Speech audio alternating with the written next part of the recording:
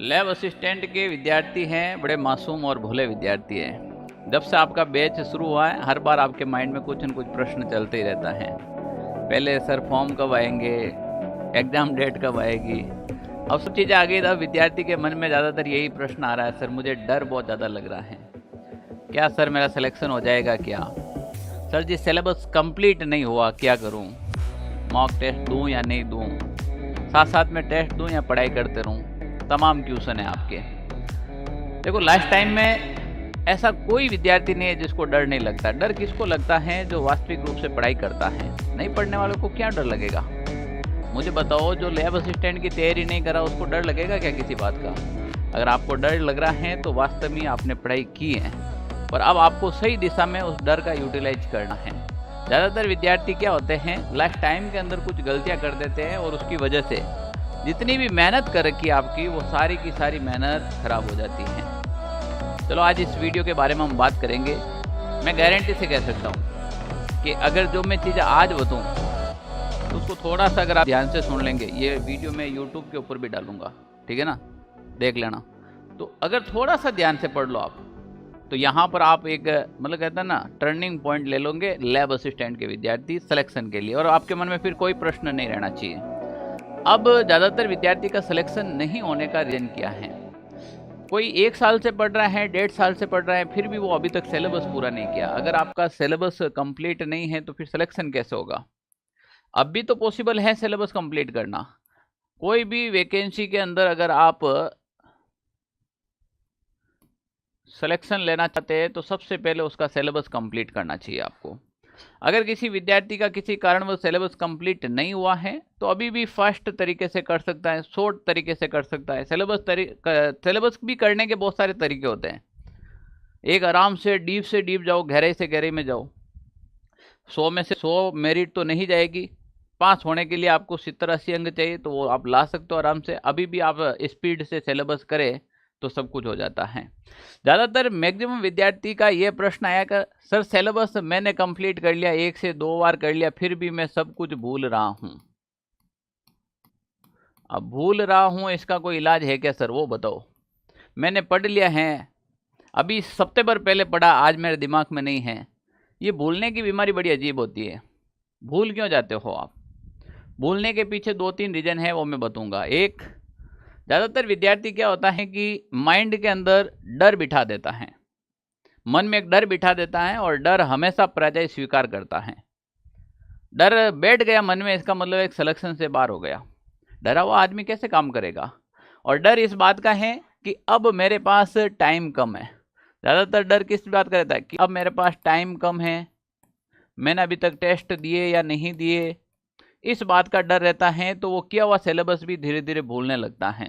यहाँ पर आपको कॉन्फिडेंस लाना चाहिए कि मेरा सिलेबस कंप्लीट हो गया है, मेरा अब सिलेबस कंप्लीट हो गया है, मुझे तो अब टेस्ट देने हैं, मुझे अब जो मेरे जितने नंबर आ रहे हैं उस मार्क्स के अंदर ग्रोथ करनी है, बढ़ाना है। तो वो सारी चीज़ें यहाँ पर आएगी। तो इस पे भी मैं भी आपको बताऊँगा। भूल रहा हूँ तो इसका एक ही इलाज है। भूल रहा है वो विद्यार्थी अब क्या करे, आपको लास्ट समय के अंदर कुछ नहीं करना है। एक, आपके खुद के बनाए हुए शॉर्ट जो नोट्स हैं उसी को फॉलो करें।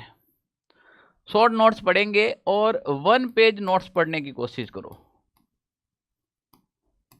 1 पेज नोट्स क्या होता है, जैसे मान लीजिए आपने कंप्लीटली एक चैप्टर पढ़ा है, जो हमने क्लास में पढ़ा है, जैसे मान लो आपने 5-7 पेज में उस चैप्टर को लिखा है। अब उस लास्ट टाइम के अंदर उस 7 पेज को 1 पेज में लिखने की कोशिश करें।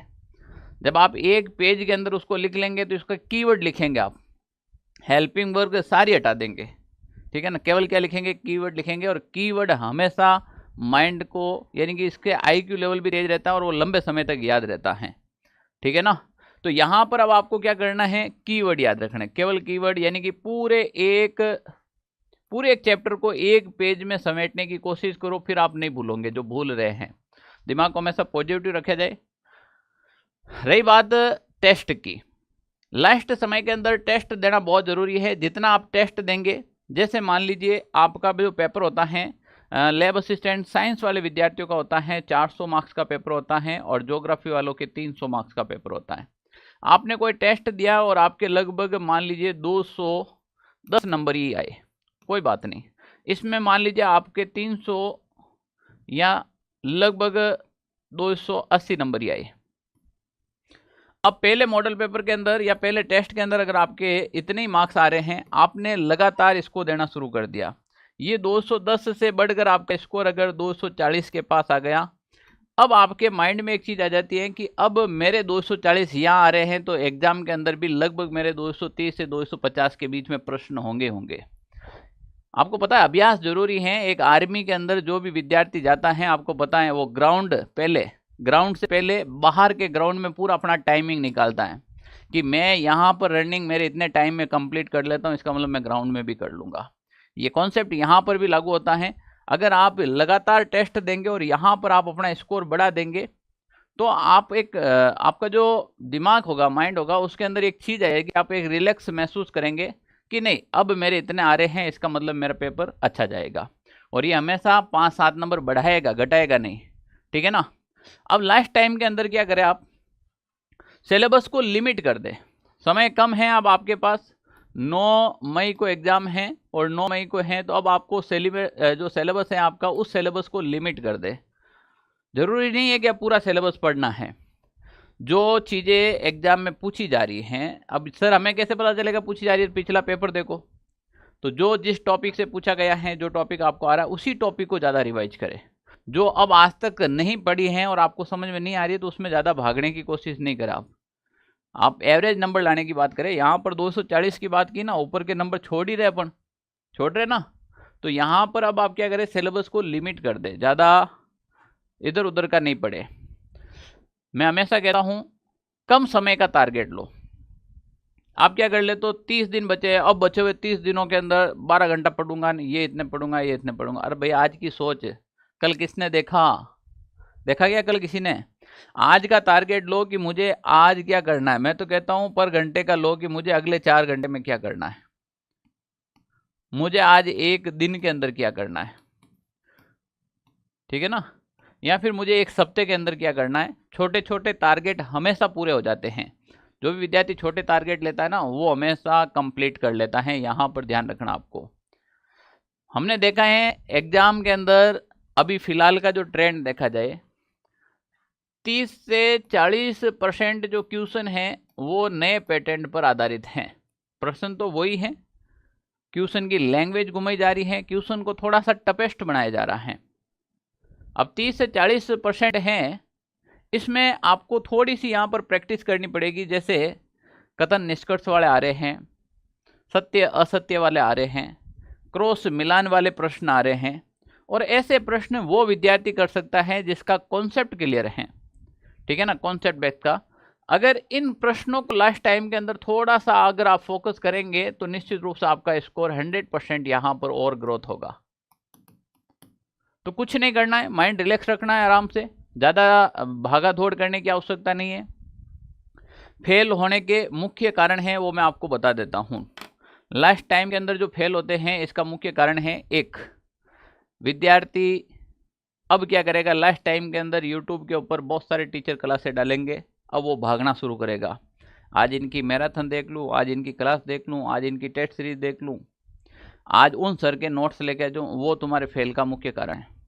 आपने जिस टीचर से पढ़ा है उसके ऊपर पूरा भरोसा रखे। आपने मेरे से पढ़ा तो मेरे ऊपर भरोसा रखे, किसी और से पढ़ा तो उनके ऊपर भरोसा रखे, और वही भरोसा आपको सफलता की ओर लेकर जाएगा।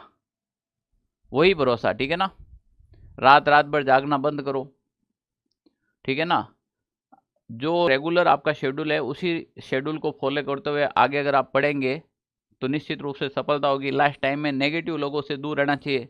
अरे भाई पोस्टें बहुत कम हैं, हम ही तो पेपर आउट हो रहे हैं, बहुत पेपर का हार्ड आ रहा है, आउट ऑफ सिलेबस प्रश्न आ रहे हैं, ऐसे लोगों से हमेशा दूरी बनाए रखें, ठीक है ना। सिलेक्शन जिनका होगा वो तो पढ़ ही रहे ना, तो हमेशा पॉजिटिव लोगों के साथ रहे। अगर ज़िंदगी में पॉजिटिव लोग नहीं मिले तो कम से कम अकेला रहना सीख ले, है ना। तो ये थोड़ा सा आप ध्यान रखें। बाकी का मेरा एक ही कहना है कि जो जीत का मूल मंत्र है वो एक ही है कि हो सके आपके सिलेबस में वो सब कुछ आपको नहीं आए, पर जो एग्ज़ाम में आए वो आपको आना चाहिए। बस इतना सा है अगर आपके साथ, तो निश्चित रूप से सिलेबस हो जाएगा। वरना लैब असिस्टेंट विद्यार्थियों को डरने की आवश्यकता नहीं है।